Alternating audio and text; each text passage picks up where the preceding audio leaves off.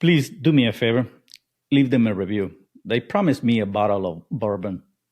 Hey everyone, welcome to the S.O.B Marketing Podcast, where we celebrate the S.O.B that you are, and if you haven't figured it out yet, we mean small-owned business. We don't mean S.O.B. Listen, we know that as a small business owner, you are working hard on the daily to keep your business fully operational while trying to promote it. And while some days it may feel like the business is owning you, if we're being honest with each other, I bet you would admit that you wouldn't give up the insanity for anything. Our commitment here at the S.O.B Marketing Podcast is to give you the real talk, what works when it comes to advertising, marketing, promoting your business, and then what doesn't really work. And Chelsea and I promise to always keep the conversation real. Welcome back, you little SOBs, you little rascals, you Oh. small-owned businesses. We're here for another episode of the S.O.B Marketing Podcast.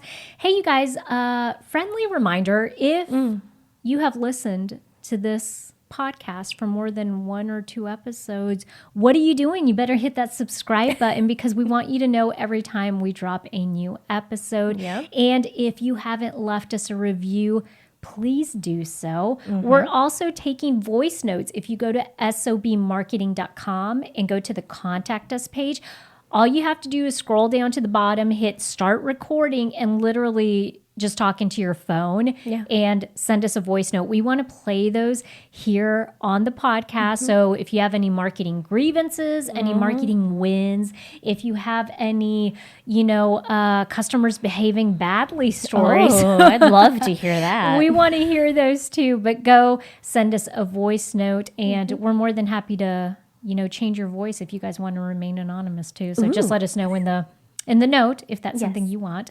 Chelsea, what are we talking about today? Oh, didn't I forget though? Do you want to tell them about the buy us a coffee? Buy me a coffee. Buy me a coffee because I need to be more caffeinated. If you enjoy this podcast and you want us to continue to create this podcast and show up every week with new information, new marketing information, then go over to buymeacoffee.com/SOB marketing and you're never going to believe this, buy us a coffee. So coffees are metaphors. Yes. They cost $5. You can buy us as many as you'd like, or just buy us one, and you can leave a note in there or record a video message. It's just a way for you to be able to help the marketing resource that you guys are listening to every week. Y'all, it seriously does help.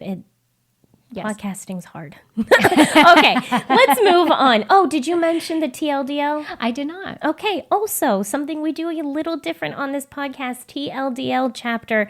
At the end of this conversation, there is a chapter, Too Long Didn't Listen. I'm going to give you a brief summary of the topic that we talk about today, just in case you're pressed for time and you don't have time to listen to the entire conversation.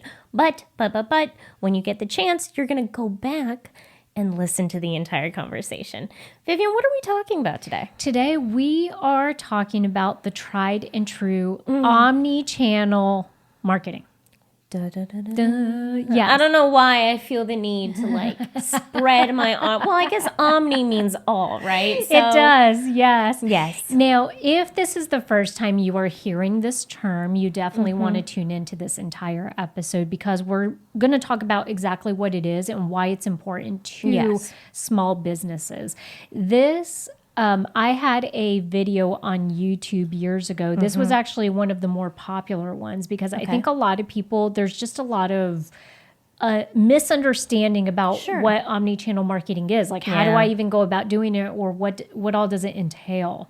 So that's what we're going to talk about today. Absolutely. Omnichannel is one of those things. Omnichannel marketing is one of those things where it sounds really complicated. When we explain it, it'll make so You're going much to be more like, sense. what? That's not That's even it? like, That's what it it. is? Yeah. Yeah, exactly. Oh, before we get started, Vivian, we have the beep, beep, beep, beep, beep, beep, beep. We have the marketing hot take. Awesome. I love it. Okay. My marketing hot take for this week is, I don't know if you're going to agree with me or not. I probably am not. Okay. Didn't even say it yet. The most important thing you can do in marketing is know your target audience.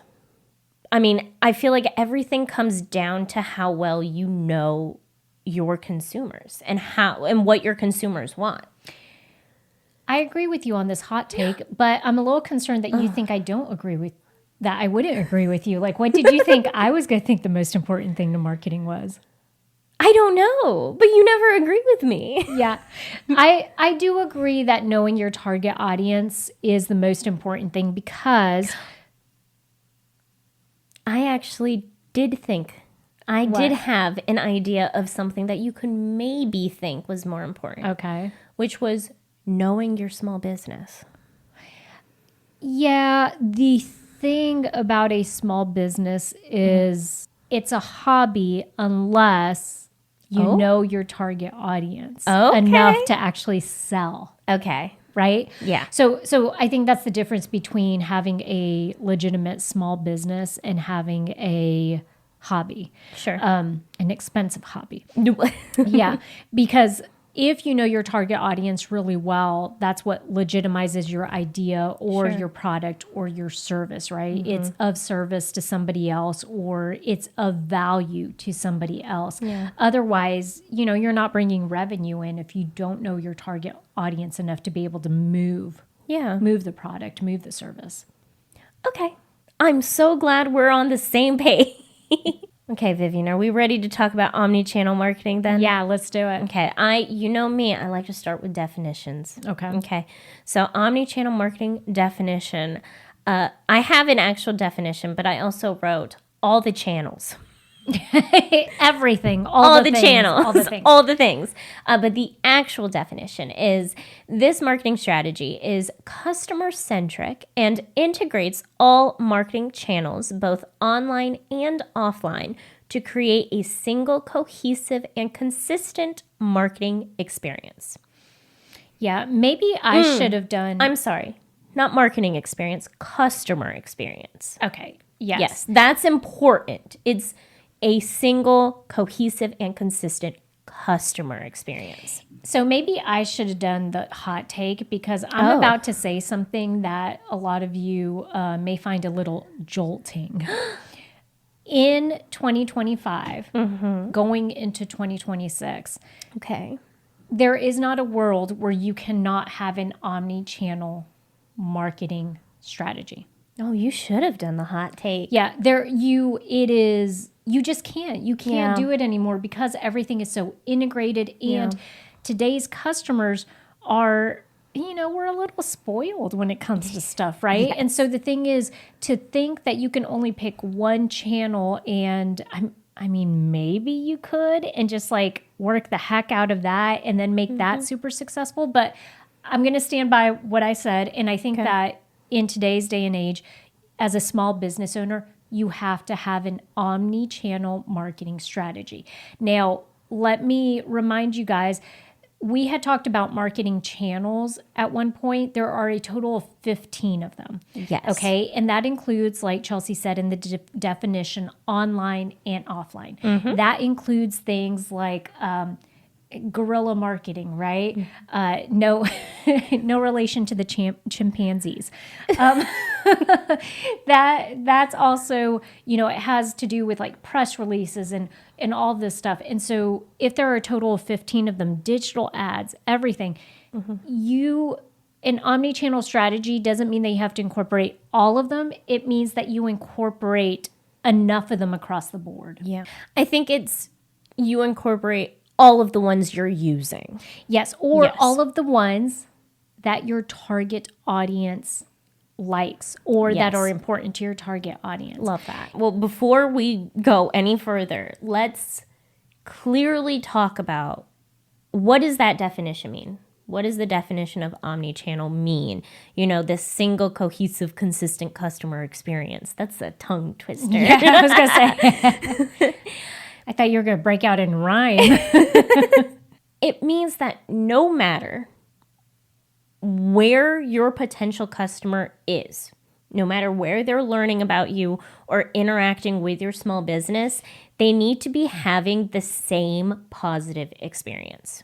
Okay. Across the board, whether they're interacting with you on social media, whether they're discovering your storefront for the first time, their experience is your top priority, and their experience needs to be consistent. Yes, online and offline, right? Yes. All of that. So I don't know. I think one of the restaurants that probably does this well is Chick-fil-A. Yeah. Okay. So when you go through their drive-through is super efficient. Yeah. It has 2 lanes. They have people that are, outside taking the order to help get the orders in quicker. They navigate, they go pick up the order. You're never waiting super long for it. Yeah. All right. The other part is when you download their app. Okay. They have an app that makes it super easy to order. You could get food delivered to you, Yes. or you could drive, pick it up, whatever it is, catering, all of that stuff. It's consistent. The same experience you're having through the app or online is the same experience that you're having in the actual storefront in the restaurant, right? It's efficient. It's clean. The interface is clean. Everything is super, I don't know, it's just fast. Yeah, absolutely. Little side tangent. Yeah. Y'all, Chick-fil-A, why are you so expensive? Well, I think that's partially to blame. Tim, Chelsea's boyfriend, actually orders quite a bit of food in one sitting. So Well, he usually gets a meal, and then he gets an extra sandwich, and then he usually gets chicken nuggets. that's a lot. And then I get a meal. Yeah. So, That's a lot. yeah, I know. Usually if I go through, I get a little chicken or a little A little chicken? You have enough chickens. I know, I You do don't have need chickens. any I more. don't need a little chicken. I have enough baby chicks. I get a kids meal. That's what I meant. You're so cute. Yeah. Because it's just enough food for, for what I'm hankering for. So Anyways, so we talked about what the definition means. Let's talk about how it's different, specifically from multi-channel marketing. yeah, this is a big shift, you guys, especially, all my fellow marketers out there, small business owners that maybe have been in the game for some time. Remember, we used to always talk about multi-channel marketing. Okay, Yes. so omni-channel is not the same as multi-channel. Yeah. Multi-channel is about, because it's still a thing, getting your small business out there. Just getting it out there and casting a wide net. So you're just trying to shout your name out there. And that's fine. It works. Omni-channel marketing, like you said, it's where everyone needs to focus on. I think specifically because omni-channel focuses on your consumer. Yeah. Multi-channel marketing focuses on your business. Right. And that's a very big, I know if you're probably thinking, yeah, but how big of a distinction is that? It's huge. Yeah, because with omni-channel, like Chelsea was saying earlier about creating consistency in the experience throughout all of the marketing channels that you're using. If you have a particular mission or vision for your business and you're integrating that into all the facets of channels that you're using, it does affect the way that your customer is moving through that customer journey, right? Yes, absolutely. And we recently talked about customer journey, so I'll add a link in the description. I'll add the thumbnail. That's the word I'm looking for. I'll add a thumbnail so you can see the podcast episode. Go listen to that episode. Customer journey, very important. Customer journey and omni-channel marketing is so important because personalization in this day and age is so important. It's everything. I can't remember if... Full disclosure, we usually record 2 episodes at a time. So I can't remember if we talked about it in this episode or the episode that we just recorded.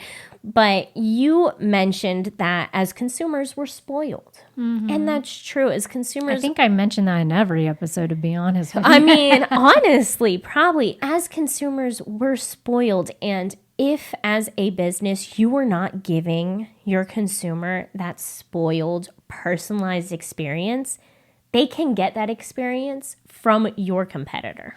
Yeah, at this point, because let's turn it from using the word spoiled into something that's a little, well, think of it this way.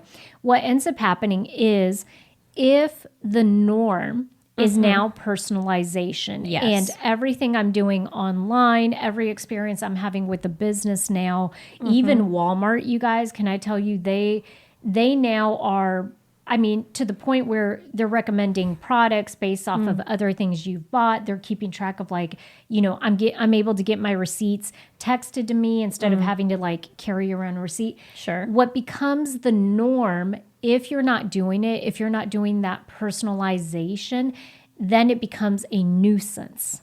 Yes. Right. And so then you become the small business that does it the quote unquote old school way. And it's more of a nuisance and a hassle. And so therefore, I'm rather going to go with this business who makes it easier for me. Right. Yeah. And so I think that's where we have to get out of that. Like Chelsea said, personalization is so big that we have to start shifting our mindset to say omnichannel is the way to go, because whereas multi-channel is exactly what you're saying, which is imagine, you guys, you know, I always have to imagine something in my head graphically. For multi-channel, your business is in the center, and then from there, all these prongs come out of there. Okay. So then the prong of like press releases, the prong of like your website or your, you know, Google listings, all of that stuff. Your business is at the center. You're sending information out. And like you said, the focus is to promote your products and services. Okay. Omnichannel replaces your business in the center with the customer. Yeah. All those prongs go out. And so therefore, what you're forced to think about is how are they seamlessly moving through all of my business stuff. This episode of the S.O.B Marketing Podcast is brought to you by the S.O.B community.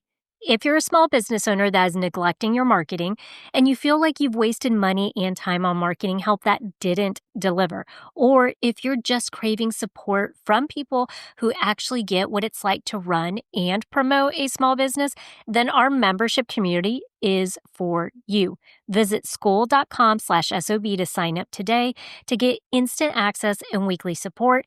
That's SKOOL.com/SOB.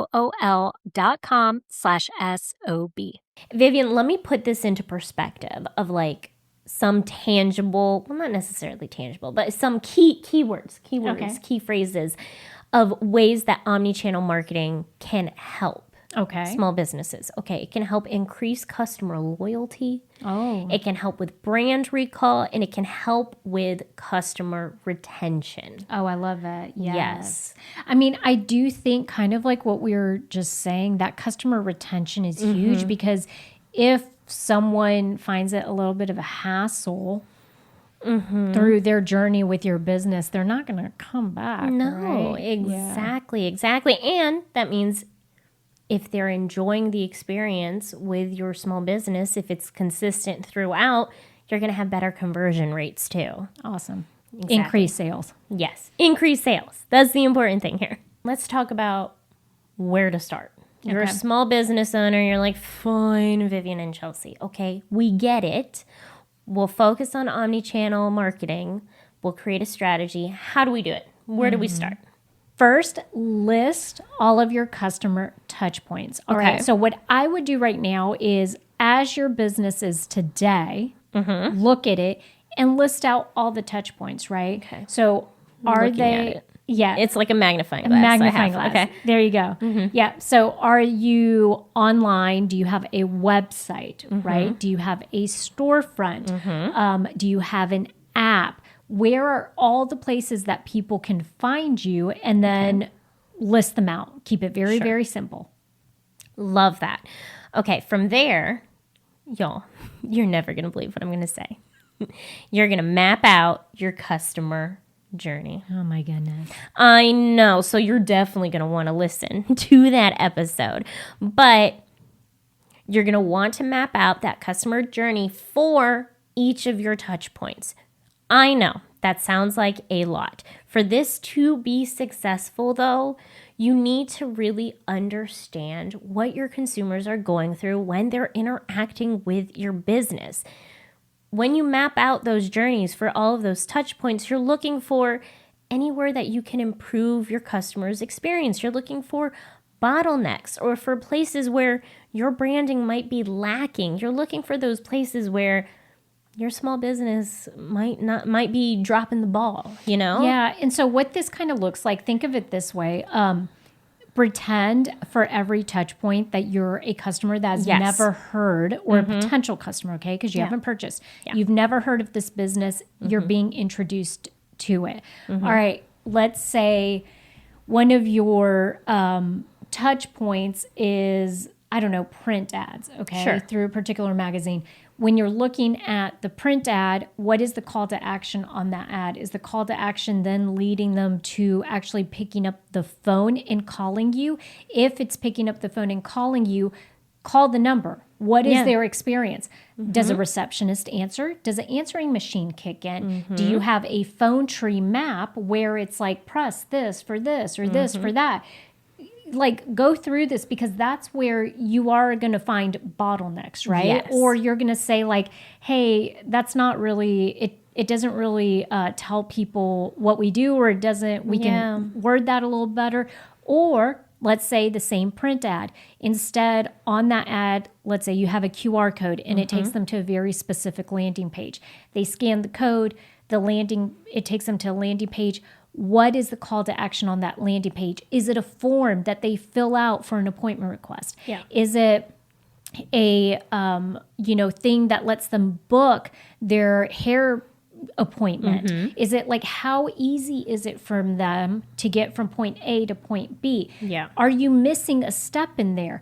Do they maybe need information about your pricing and services before they book the appointment? Like, these are all things you want to lay eyes on so that you know exactly what that journey is for the person that potentially has never heard about your business. Yeah, absolutely. Thank you for the examples, Vivian. Yeah. Love that. Your next step, y'all, is going to be to know your audience. I know we say this every episode. We talked about this at the beginning of the episode. It's so very important. And I want to talk about looking at your data. Data or data? Both. It's both. Data or data? It's real short story. Tim in high school used to work at Dairy Queen. Dairy Queen, yes. Dairy Queen. And they had like a pecan blizzard, right? And Tim would say pecan the opposite way of whoever was ordering it. So if you said pecan, he would say pecan. And if you said pecan, he would say pecan. That's so funny. He's a little rascal. He sure is. Look at your data and or data. Yes, you need to know your customers' preferences, but also looking at your data and looking at the data that you have available is going to help you be able to make tweaks to your strategy. Yeah. Well, case in point, let's use one of the examples I had said. Let's say one of the ways that you're routing all of this interest to your small business is for them to pick up the phone and actually call you. If you're using any phone provider, you should be able to A, see how many calls are coming in, and B, see how many calls are being dropped, as in like someone hangs up, right? Yeah. So these could be indications that something you're doing is not working correctly or it's off-putting to someone. Same thing with like a landing page. If you are steering people towards a particular landing page, the things I would go in and look at, the analytics, the data points, would be, how long are people spending on that landing page? You can actually see how many minutes, how many people, what's the bounce rate. If they're going there and then immediately like coming off, that's telling you it's not hitting home. You can improve that landing page. All of that information could help to complete the picture, but those first two steps are extremely important, but they're not going to give you the full picture. You have to have that data to kind of back it up to let you know like, hey, yeah, your gut's telling you the right thing. This particular landing page isn't working. Yes, absolutely. I do have an example I also want to bring up with the phone calls.